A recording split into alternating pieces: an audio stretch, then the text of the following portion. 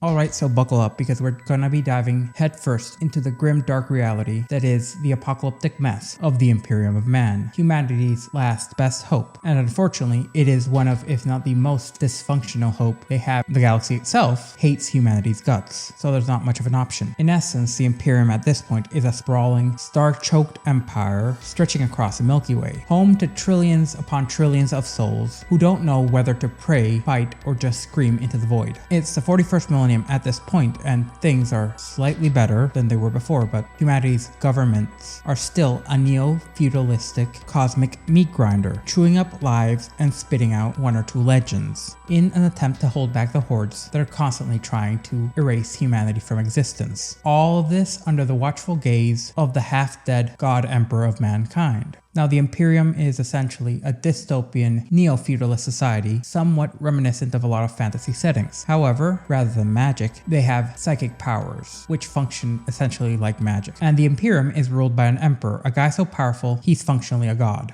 Hell, 10,000 years ago, he faced down the four gods of chaos. But since the Horus Heresy, the big civil war that split the galaxy in twine, he has been on life support for 10,000 years, all the while rotting away in his golden throne, which simultaneously functions as a lighthouse beacon for all of humanity's vessels, allowing them to traverse through literal hell. All the while, he works as a psychic cork on a portal to hell, constantly struggling to keep near endless demons from pouring out into the dumpster fire that is Terra. He had originally kicked off something that was termed the Unification Wars, smashing heads, taking down empires, slaughtering planets, all in order to bring humanity under one united banner, using tactics that were specifically designed not to integrate people peacefully, but rather to also get rid of the four chaos gods. Enforced militaristic atheism, which backfired spectacularly, leading to a civil war known as the Horus Heresy. At the apex of this, the Emperor of Mankind took a beating in order to stop his son, who was the avatar of the four chaos gods mentioned before, powerful entities who represent key aspects of the warp and thereby reality. Now, while this might have changed recently, the question of who's running the empire while Biggie is working as a psychic battery and cork, well, the answer is the Senatorum Imperialis.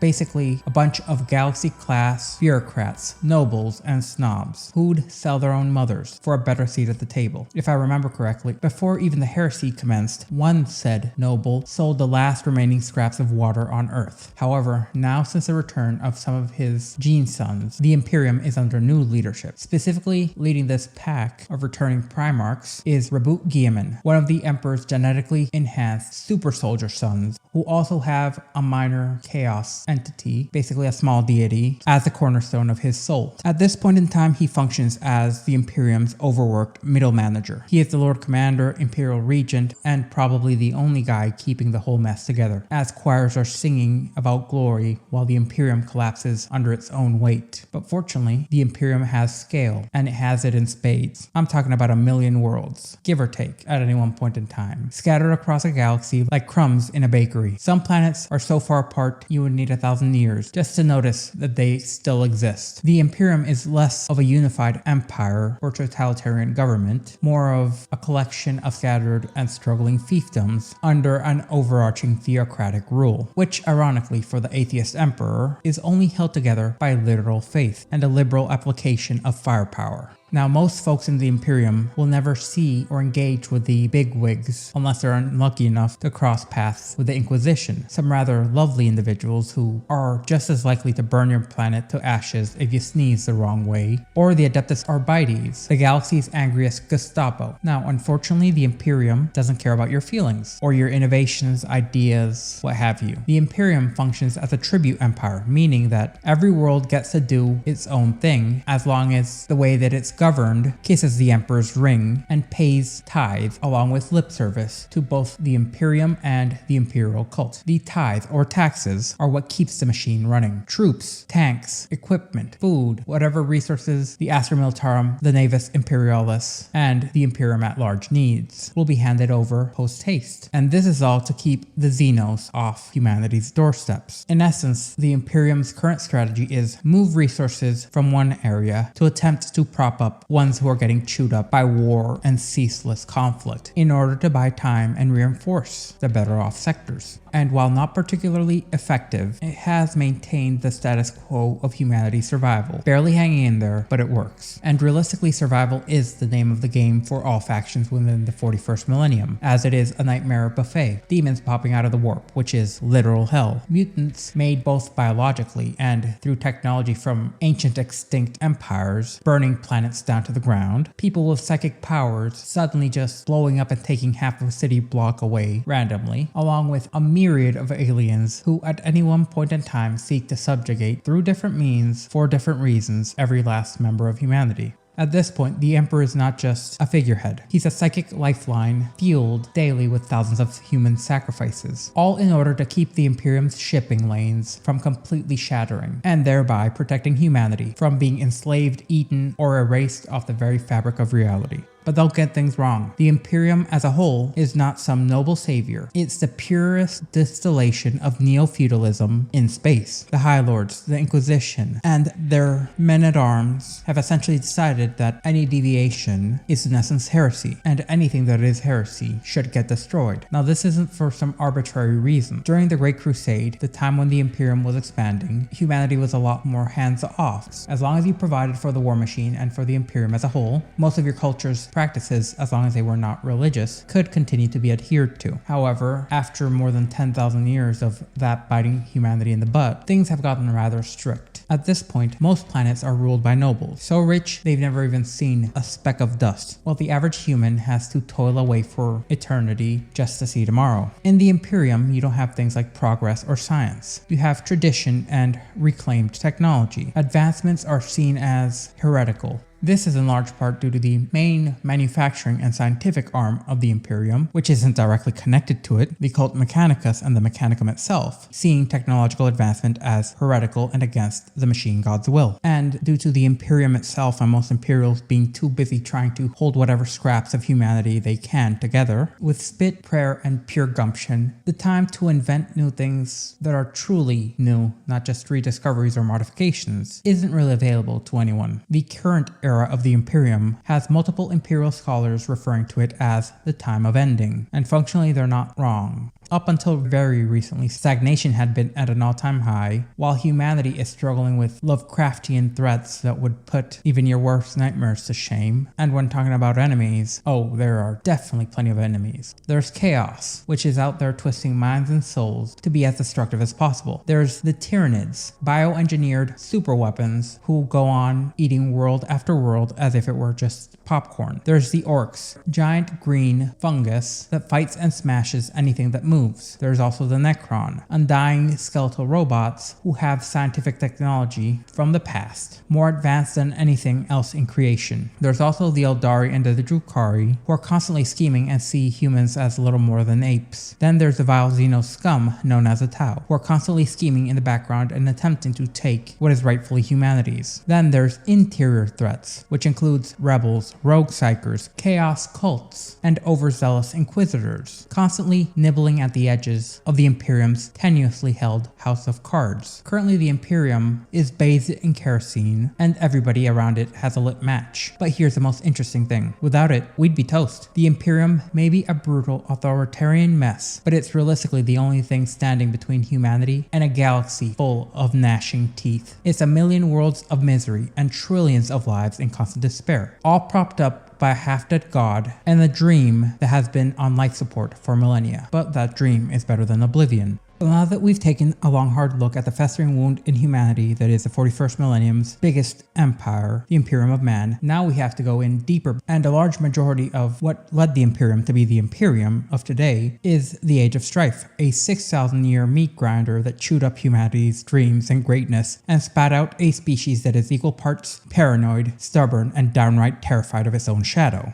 The Age of Strife isn't just a historical footnote on humanity's millennia-long existence. It's the very origin story of why the Imperium of Man is as screwed up, scared, superstitious as it is, all the while clinging to the Emperor like a life raft in a cosmic storm. During the Dark Age of technology prior to the Age of Strife, humanity was riding rather high, with technology that would make the modern-day Imperium look like a group of toddlers banging sticks together. Their technology was getting close to that or equivalent to the technology of the species that came before, such as the Eldar, who inherited a lot of their technology and abilities from the Old Ones, who were the first sentient species to exist within the Milky Way. And on a side note, they're also the creators of the Eldar and the Orcs, along with the Webway. During the Dark Age of technology, humanity had in essence solved every problem with great technological marvels that surpass anything that's existed since. Then the Age of Strife hits humanity with the force of a freight train, and for millennia everything collapses. An interstellar society that is codependent on trade, travel, and equal sharing of burdens with a confidence that bears on the edge of smugness, all gone almost overnight. It wasn't an alien invasion, though those would come later, or a singular cosmic disaster, though the one that happened definitely didn't help. No, it was humanity in and of itself. We created AI that was too advanced. We became too reliant on technology, and technology bit us in the butt, which led to internal rot, and by the time the dust settled, all the species that we had essentially subdued and made peace treaties with decided to start pillaging humanity for all they had.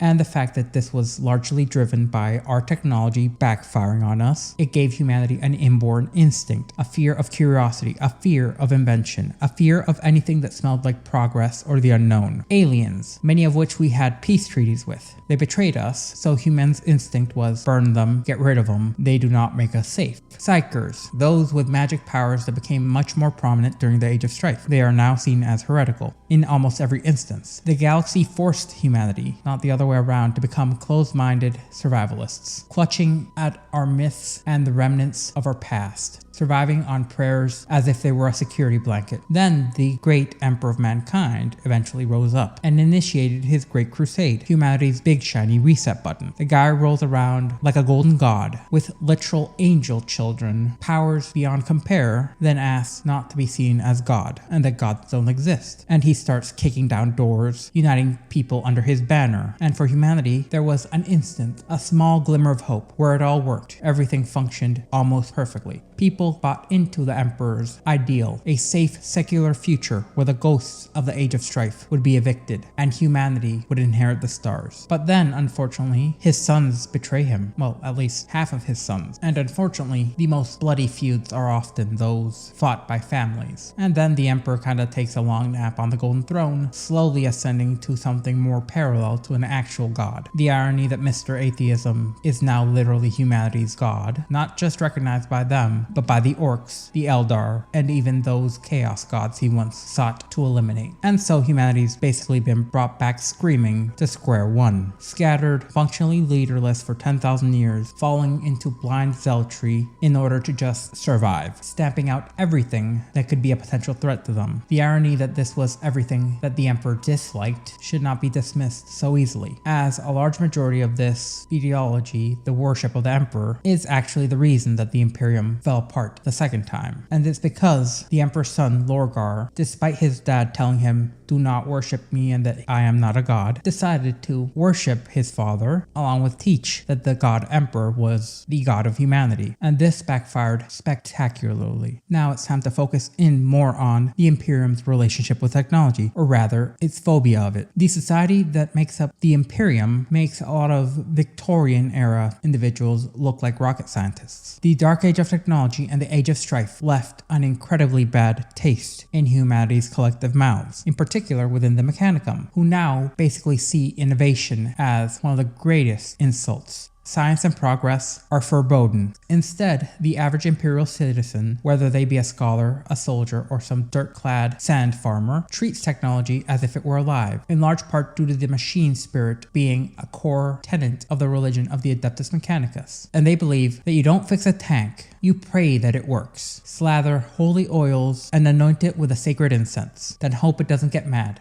Due to the power of religion in the 41st millennium, it works. In this universe, science is functionally indistinguishable from magic and religion, as the only ones who can get tech to work or even research it are the Adeptus Mechanicus, the Imperium's resident gearheads. These red-robed cyborg abominations hoard knowledge and store it in Forge worlds. Some of it is integrated back into the Imperium and humanity gets access to new toys, though new toys is relative since they just rediscover technology and modify it to work, so they're old toys with a new coat of paint. But don't be fooled, these are not traditional scientists, they're priests with screwdrivers. To them, a blueprint is a sacred scroll, a circuit is a relic, and the graphics card is one of the most physically appealing things they could ever get their hands on. To the Adeptus Mechanicus, building machines is a ritual. You do by muscle memory, not by understanding, not by innovation, not through science, but through religion. Attempting to innovate something completely new that has not been part of humanity's empire before is a one-way ticket to a burn pile. Their machine god has a physical representation and incarnation within the material world, aka the Omnissiah, more commonly known as the God Emperor. And the Adeptus Mechanicus basically preaches that the old ways are the only ways. Any new tech is seen as heresy, and what few advancements there have been in recent time have been thinly veiled as rediscoveries or reintegrations of old technology, since punishments for tech heresy are significantly worse than for ignorance. But the sad thing is, the Imperium needs technology to survive, and without the Adeptus Mechanicus cranking out war machines, the whole show is over. So rather than being integrated from the start into the Imperial cult, they got a pass, and their worship of the Omnissiah was allowed,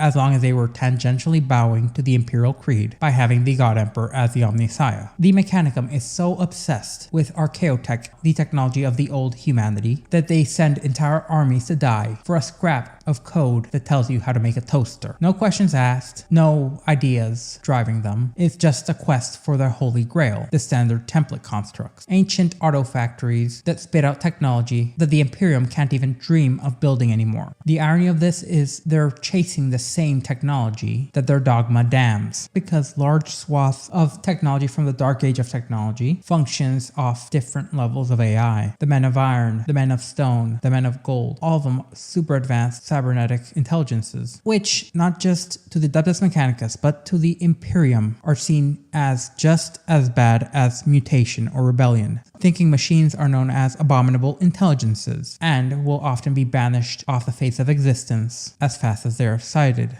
The average Imperial citizen sees a rogue gadget and freaks out like it's witchcraft. Just imagine Dark Age of Technology ruins. They'd be seen as cursed to be avoided at all costs. Alien technology, well, that's double cursed. Unless you're a desperate frontier colonist or a rogue trader who trades and collects xenos technology on the down low. However, it is important to understand that there is a black market for this. Unfortunately for all those trading in said black market, the Inquisition will eventually be all over you. So at this point, the Imperium is a galaxy-spanning empire terrified of its own past, praying to machines and hunting down relics, all the while swearing off of anything new. The Age of Strife didn't just break humanity, it made humanity into the very Imperium, a paranoid, tech-shy juggernaut scrambling through the dark, with enough power to individually take on and eliminate any singular faction within the universe, if it could focus solely on said faction. Okay, with that done, we can peel back the curtain on the Adeptus Terra, the governing body of the Imperium, which is a creaking and sprawling mess that has taken residence inside the Imperium of Man's feudal skeleton. Now, the Imperium of Man isn't your average star-spanning empire, not in the same way the Galactic Empire is. It's more of a Frankenstein's monster on a scale that is unimaginable, stitched together from a million worlds who barely agree on what human even means. Cultures clash, languages twist, and people, well, they range from everything between hive-dwelling mutants, loincloth-wearing savages, to literal honest-to-goodness cat girls. Yes, the Imperium has cat girls, thereby making it the single greatest star-spanning empire to ever exist. I'm not kidding or exaggerating. They are known as Philnids. But the one thing tying all these cultures, societies, and races together in a way that keeps them alive is neo-feudalism. Here's how it works. Every planet has a governor, a big shot, basically the king in all but name. Now, this guy, gal, or cat owes the Imperium a tithe. A tithe can be almost anything, from troops, grain, guns, technology, loyalty, water, meat, the works. And in return, they get to scream for help when the galaxy's horrors come a-knockin'. And that help will come from the Adeptus Terra, the so-called priesthood of Earth, a bureaucratic hydra that has more arms than you can wave a stick at. Each arm is a department, and each department has a bureau, with each bureau having subdivisions. In essence, you can pick any two Latin words, throw them together, and you most likely have a bureau or a subdivision of the Adeptus Terra, which are all somehow tasked in keeping the Imperium from collapsing under its own ungodly weight. The Adeptus Terra in their current incarnation functions less as a government and more of a galaxy-spanning HOA, enforcing rules that nobody fully understands, and giving exceptions to their closest friends. The chain of command is such a nightmarish abomination that we have to start from the bottom, where some poor scribe ends up tallying hive worlds and their production of slop or what have you. Then you climb through the ranks, earning silly titles and strange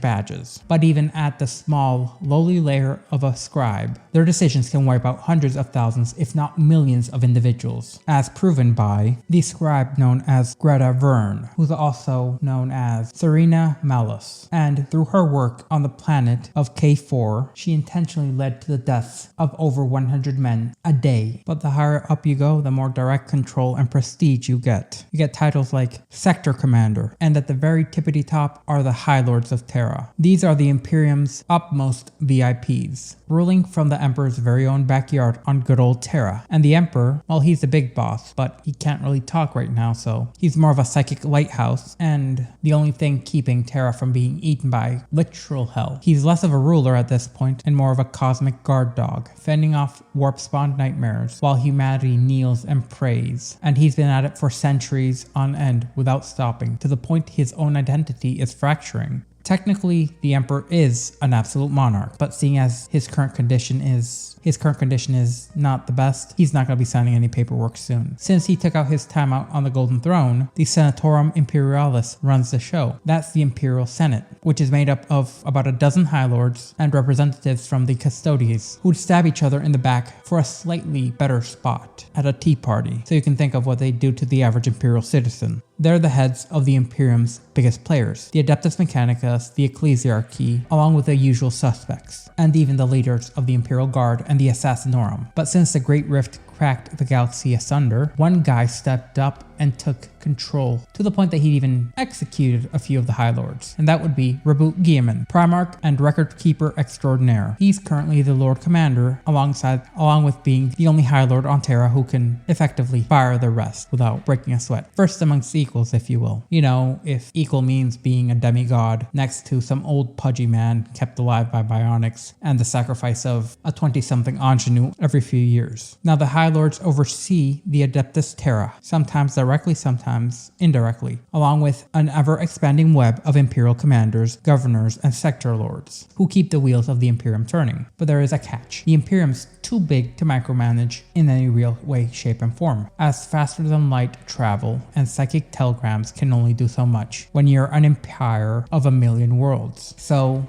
the governmental system that rules it is unlike any we've had in the real world. Neo-feudalism, where planetary governors are like barons with more freedoms as long as they continue to pay their taxes, and are allowed to rule their fiefs as they see fit, as long as they continue to follow the Emperor's edicts and worship the Emperor. Most of humanity's worlds will not see Terra's shadow unless something has gone severely wrong. And even then, they might look out and just have some Astartes popping by and getting rid of the threat before the Imperium proper and the Ecclesiarchy can have their ears perk up at the thought of heresy. Now, in the 41st millennium, information is a rare commodity, and the Imperium likes it that way. The Inquisition has its fingers in essentially every pie, censoring anything that moves that they could see as heretical or dangerous to humanity. All the while, the Ecclesiarchy pumps out propaganda like it's going out of style. And the Adeptus Mechanicus hoard tech and anything that could come of it, convinced that sharing any of this information would be a sin, and it's all for the greater good of humanity.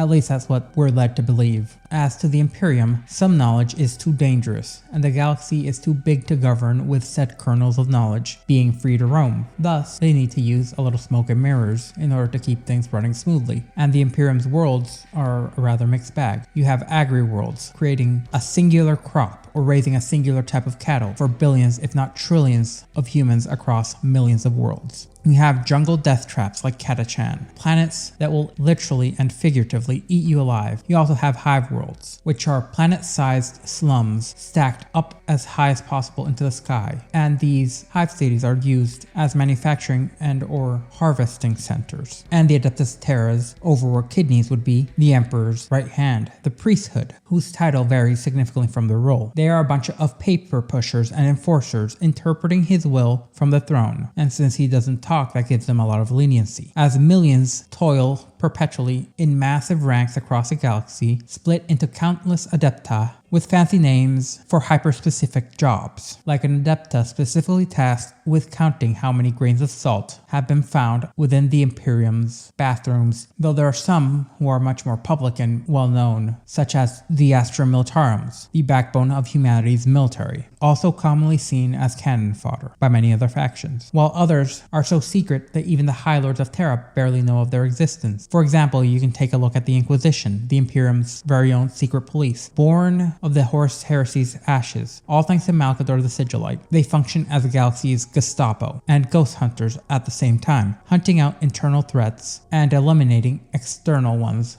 with a zeal that would make a bloodhound blush. There's also the Officio Assassinorum, the Emperor's personal hit squad, silent, deadly, and in the 41st Millennium, most likely overworked. Dig deeper and you've got the Officio Savatorum, basically a division of the Imperium designed to sabotage anything and everything by blowing it up. Or even the Templars Psychologists, who are tasked with messing with people's heads. For what reason? We don't really know. Their existence is only known to the tippity top of the Imperial Pyramid, and then only on a need-to-know basis. But the most iconic thing about the Imperium is that none of these factions play nice with each other. The Adeptus Terra is a tangled web of alliances and backstabbing, with Adepta teaming up one day and looking to erase each other from existence the next. It's Byzantine politics with a side of space opera thrown in. And since the Great Rift splitting the Imperium into Imperium Sanctus and Nihilus, with Lord Commander Dante controlling the north and Raboot Guilliman the south, we're essentially mirroring the Byzantine period in space. And all these bureaus, divisions, and groups all serve the Emperor, sure, but their visions of serving the Emperor can be as drastically different as humanity is from Xenos. And the result of this is a government that is as much a threat to itself as the galaxy is to it. So it boils down to the Imperium being a feudal behemoth lurching throughout the stars, held together by faith, fear, and so much bureaucracy it would put the DMV to shame. The Adeptus Terra serve to keep the lights on, just barely, while the Emperor watches from his throne in misery and pain, silent as ever, as it is a miracle that it all works. And hopefully, Raboot Guilliman can fix things, though the Imperium is such a mess at this point that even he might not be able to fix it. This is what gives Imperial factions such variety, and makes humanity a circus of war in the 41st Millennium, one that never stops, always changing and adding new things, even if said new things are old things that have just been modified. Whether they're burning heretics, blasting xenos, or trying to stomp down a mutiny, these forces are the Imperium's heartbeat, and almost unstoppable.